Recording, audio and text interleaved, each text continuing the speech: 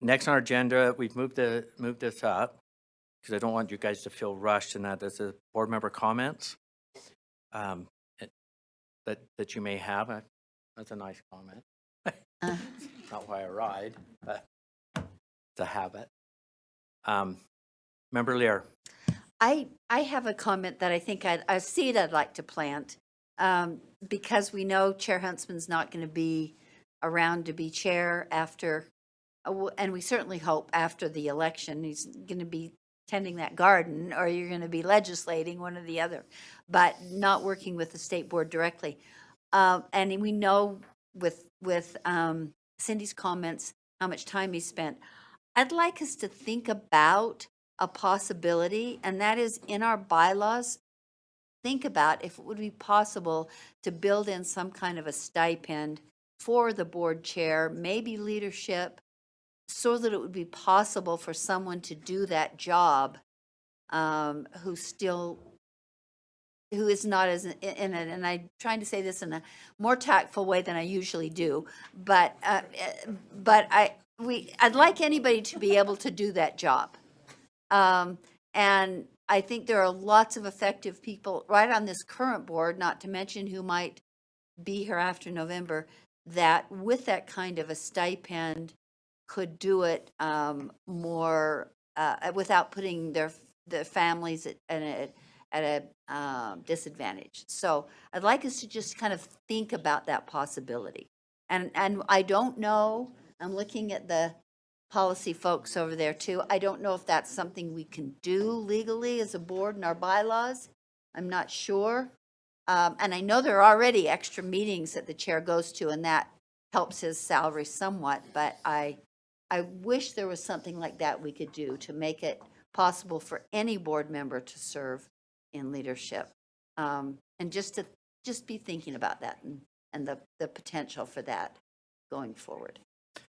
I think you might, there's some things I think there's some guidance or there's some rules or something through the legislature that, or from the legislature that gives guidance in that space.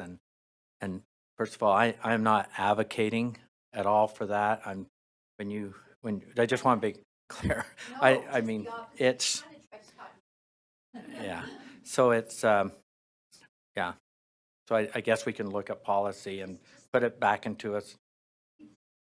It's that regulatory consent. Somewhere would be proud. Okay. All right. Member Booth.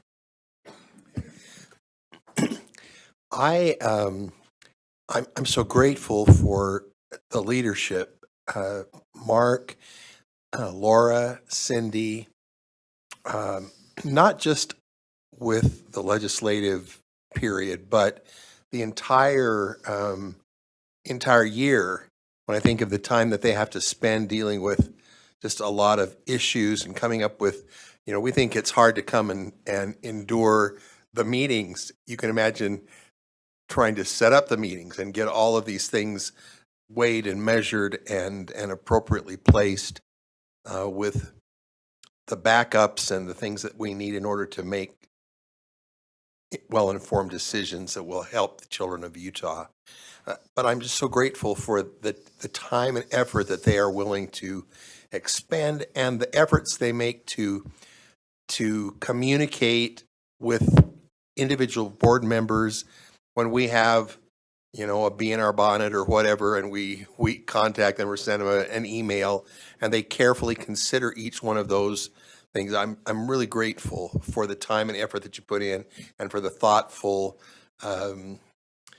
consideration of our ideas and being smart enough to hold us back sometimes when we don't have the big picture because we're just going straight ahead on one thing. And then I just felt today when Natalie was presenting at the beginning the message of the simplicity, the simple arts. We are surrounded by really great people. Extended back there in the other half of the room are just some of my heroes, and I know it's not easy to work in a board setting with a board because you work your socks off to get everything ready, and you've crossed every T and dotted every I and gone back over it a million times and created the backup and created everything, and then somebody gets a great idea, and I use that term loosely, in the meeting, and so all of this work is just like, you are kidding me. I didn't sign up for this, but they just keep rolling and helping us figure it out as we're all trying to figure it out. And I just want to express just simple gratitude at feeling like we are a part of a team who cares deeply and who is willing to be all in, whatever it takes. I'm grateful to be a part of that team, and I'm inspired by the wonderful women and men that are around us. Thank you. Member Hutchings? Thank you. A few of us, we were at a site visit that we're going to be talking about tomorrow. And we talked a little afterwards about maybe using some of this time to share some positive things in education that we've seen in the state. So I came prepared.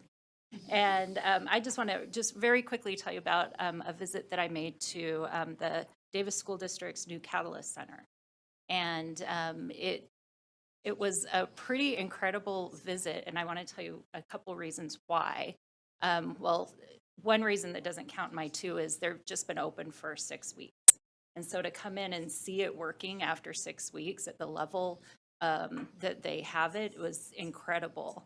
And, you know, they have, just starting off, they have 7 different technical areas that they're providing for students all over Davis School District. They have, I don't know if I can remember them all, culinary, pharmacy tech, medical assisting, IT, broadcasting, drone technology, programs like that. So students can earn their CTE credits that are required for graduation, at least that 1 credit, in a place that is really set up to help give them a quality experience. That can be really challenging at a school to provide such a quality experience in multiple areas. And what I found really impressive while I was there is we stopped and talked to different kids in different programs, and they were all working on different projects. There was a lot of team building, there was a lot of collaboration. They weren't just doing assignments to do assignments. They were doing assignments with meaning. So for example, the culinary program worked in the school cafeteria. And it was a really nice, very nice cafeteria. And they provided the foods for the other students and the staff that worked there so they could have lunch right there at the school. The kids in the drone program were creating drones that could fly over Antelope Island and take pictures to count the bison on Antelope Island, because some scientist needs to know that. And also to count invasive weeds and to talk to them. Again, 6 weeks into this whole program beginning, we were able to talk to them about the different types of drones and what cameras they were using and how they were going to count all these bison on Antelope Island. The broadcasting team were creating Davis School District recordings and videos that Davis School District could use. The IT group created the servers that they were using at the school. It was just amazing. And it was interesting to see how these high school students were running around very busy, working together, and fulfilling really meaningful projects. And so it was it was just invigorating to be there and to see the energy and passion that these kids had when they were able to actually work on meaningful projects together and show that they were really developing skills that they could use in the workplace. The second thing that was really impressive to me is this Catalyst Center. One of the reasons I was there is because they're reaching out and developing a relationship with Davis Technical College, because they want a place for their kids to be able to transition into after high school. They weren't seeing Davis Tech and this new Catalyst Center as competitors, but as collaborators and partners in educating our students and helping them to gain some of these skills while in high school, and also have a path once they leave high school so they can continue to gain more and more skills to help them in the workplace. So I just went away from there just really impressed and blown away by their willingness to collaborate and share and work really hard for the good for the students in their district and in our state. So I just wanted to share that. Okay, thank you. Vice Chair Belknap is online. Yeah, I'm almost scared because I know how big I get on the screen, so it's frightening for me. But I think I will go ahead and go on screen. Hello, everyone. I actually would like to give some accurate information about the Portrait of a Graduate, and I've actually written this down. The board work began redesigning course requirements for middle school in 2016. Upon completion of the changes in 2017, there was a consensus from the board that we should move purposefully in determining the next steps to address high school graduation requirements. The Portrait of a Graduate was created through work done by a task force composed of board members, which I chaired, and the USBE staff members who relied on heavily to provide statewide surveys and feedback from educators, students, parents, and other community members. Several of these we were able to attend and watch the work of these groups together. There were several in-person discussions with parents, students, and educators, and the document was approved in a full board meeting on May 2nd on 2019. The Portrait of a Graduate work began when we first asked the question, what does a diploma mean in the state of Utah? A holistic view of what we expect from students in Utah was created so they can succeed and lead in alignment with the USBE vision and mission. Since 2019, the agency has advocated to empower parents, teachers, and students to be the voice in the community and go through a similar process.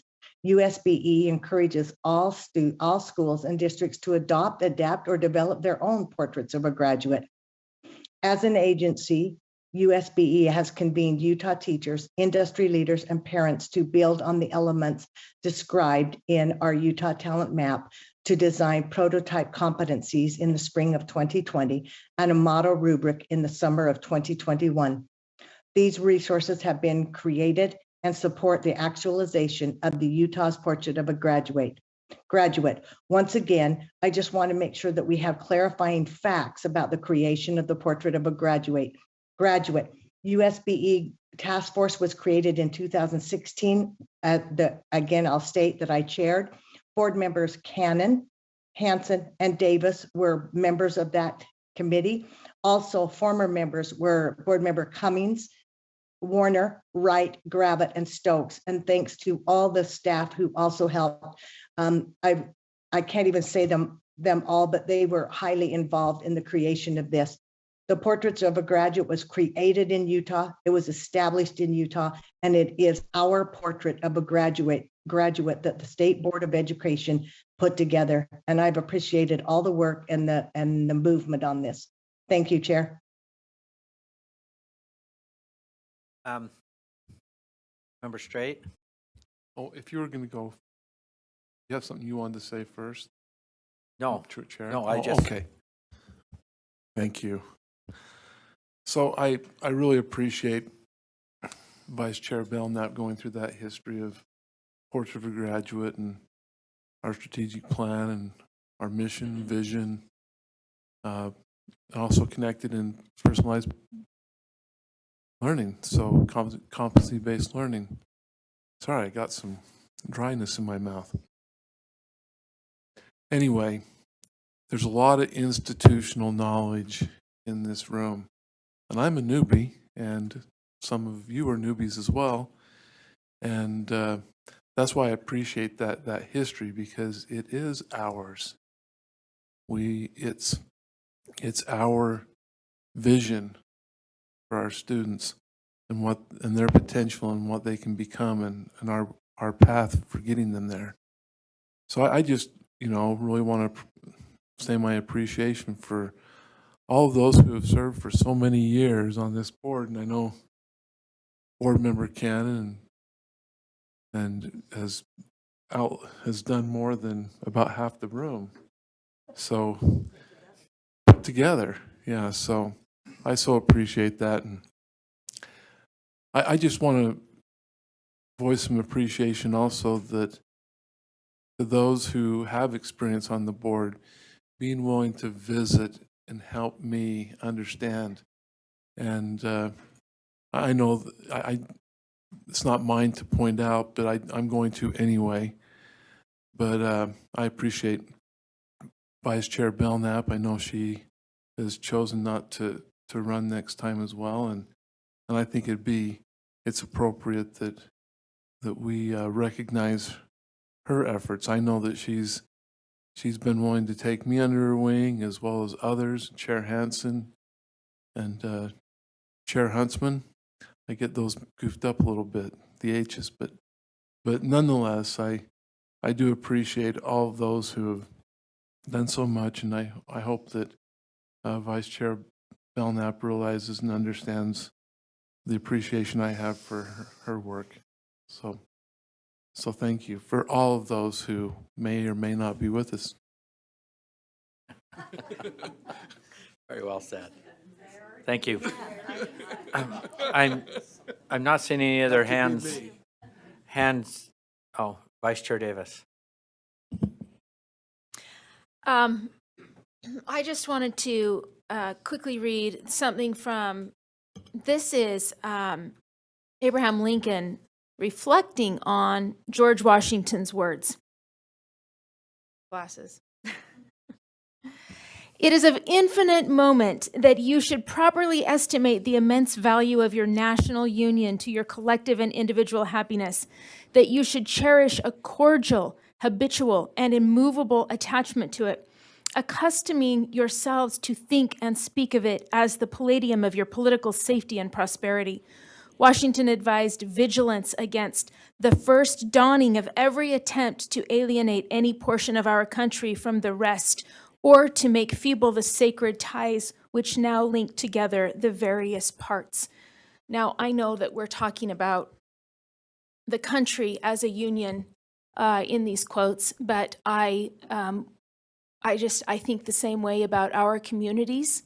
I think we have responsibility as citizens to make strong and to recognize all the parts of our communities.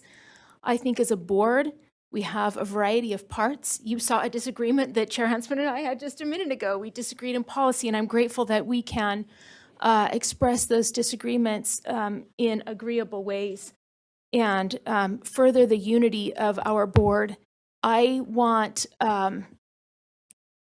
to make very clear publicly that the reason that I am here is for students.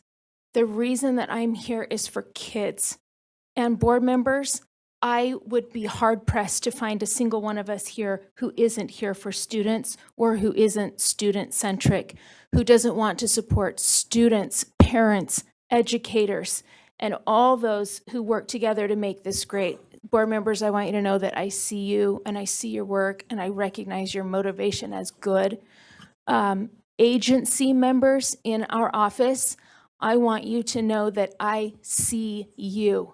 And I have talked to so many of you, and I know that you are also here for students and for their families and for their futures and for our educators that contribute to that as well. So thank you to you for that good work, and I am so grateful to be one of the little parts of this great unity of board work and agency work and statewide work in education.